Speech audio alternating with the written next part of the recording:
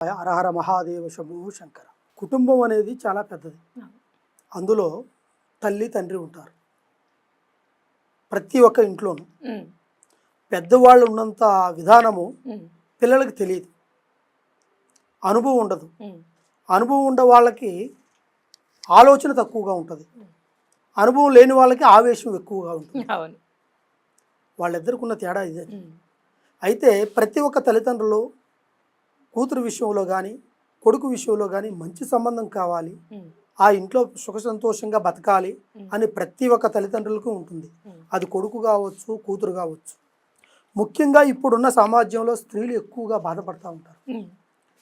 ఒక స్త్రీ అనేది ఎక్కువగా ఎందుకో చెప్తున్నాను అంటే, మనల్ని కన్నది కూడా ఒక స్త్రీయే,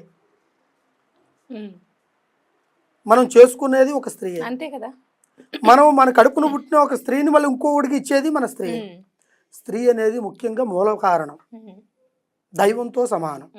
అది తల్లి అయినా భార్య అయినా ఎవరైనా సరే. గౌరవం ఇచ్చినంత మర్యాద తిరిగి వాళ్ళు మనకు అంత రెస్పెక్ట్ ఇస్తారు స్త్రీల నుంచి.